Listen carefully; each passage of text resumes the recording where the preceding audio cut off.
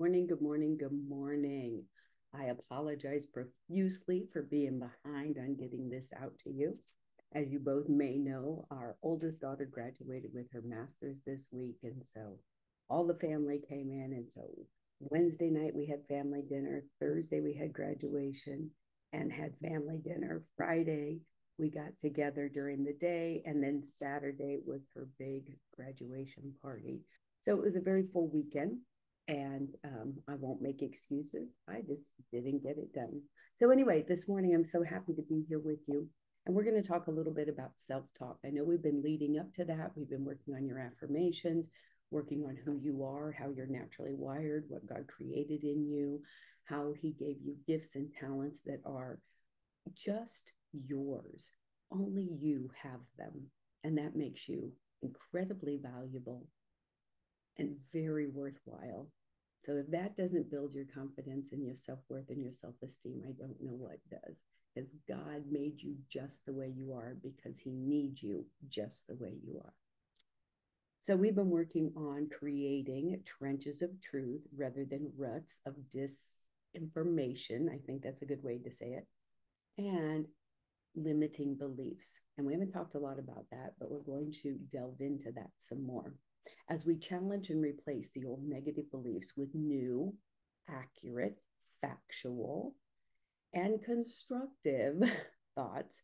They can positively impact our self worth, our self esteem, our value, how we perceive ourselves, which in turn changes how we present ourselves. The first thing that we have to do is be aware. And so we've already kind of talked about that as we've delved into how you're created and what your natural wiring is. We have already looked at the things that you really resonate with that are all you and make you wonderful and exceptional. And then we have those little basement things that we need to negate or look at to see where we can improve and grow. And so we've already done that. You already are kind of aware where when you get in stressful situations where your mind goes. So that's awareness. When we recognize those negative thoughts and patterns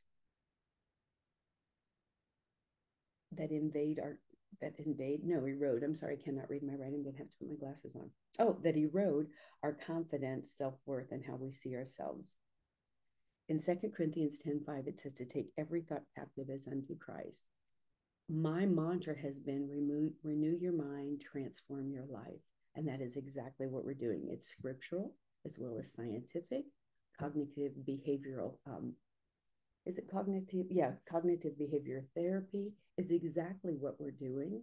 It's again scriptural and scientific. We are creating new trenches of positive thought that is factual about who you are, negating those false negatives. When we challenge and we question the validity of those negative beliefs, examining evidence for and against, and considering alternative perspectives. I don't know about you, but as I sat down and looked at who I am and where I can go if I'm going to go to my negative, many of the things that were my limiting beliefs, my beliefs that I had created trenches in my brain about, were absolutely not true. They were things that I had made up, assumed, embraced that someone else said in passing, but none of it actually true. And most of the things that I took from others was never their intention. It was just a glib comment or thought in the moment that I embraced and took and created a mantra, a negative mantra about myself. So then the next step is to reintroduce and replace, introducing and reinforcing new, healthier beliefs, thought patterns that promote self worth, self compassion, valuing others, valuing ourselves, building ourselves up, and building up others. Then the last step is to practice, practice, practice, practice. Practice does not make perfect unless you are practicing what you know that you need to be practicing. So being aware and constantly checking and rechecking, am I speaking to myself what I need to hear to be the very best version of myself?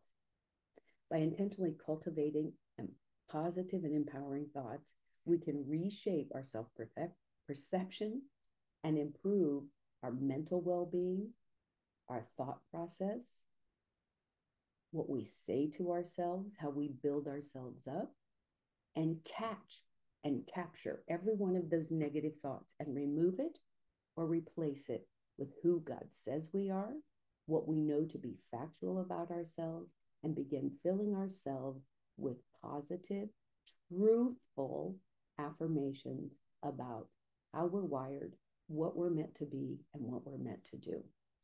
So as you work through that this week, I know you're working on your affirmations. I know you're working on your accountability. Accountability to improving us is the biggest key to improving our life, our communication, our thought process, and in the whole ball of wax, what we can do for others. The more that we know who we are, love ourselves, it says biblically that we must love ourselves and then love others as ourselves. So if we don't love ourselves the way God wants us to, then how can we truly love others and pour into them with everything that He's given us to give? If you were watching Imagine, Sarah, I know you saw that. I had an epiphany. I felt God led for my girlfriend, but it was so for me too. It's like, stop thinking of yourself as just. There is nothing just about you. You are perfect and wonderful and complete. You were made by God, for His purpose. He designed you. He knows everything about you, and He loves you just the way you are. And when we embrace that, we become more of who He's called us to be.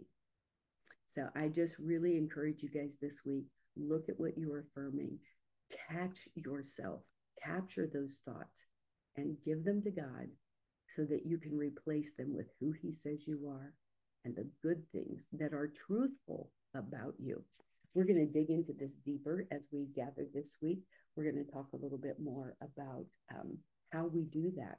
We've spent this time working on finding out how you're wired and what your personality style and personality traits are. Well, believe it or not, empowering yourself and realigning your brain, creating new trenches, it does matter who you are and how is the best way to do that. Based on how we're designed, there are different ways that our brain thinks. And what is good for me to reinforce who God says I am is not the same for you. And so we're going to delve into that this week. What are the best ways for you to reinforce positive thinking, creating new truths, new trenches in your mind? And how can you do that to create success? A one fits all is not true when we are working with transforming our minds and renewing who we are meant to be. Renewing our minds, and transforming who we are meant to be to the very best version of ourselves. So I look forward to it. It's going to be exciting. I've done a lot of research and digging in and working on that this week because it's just so powerful. And I want to give you facts and nuggets of things that you can take and bank on for yourself.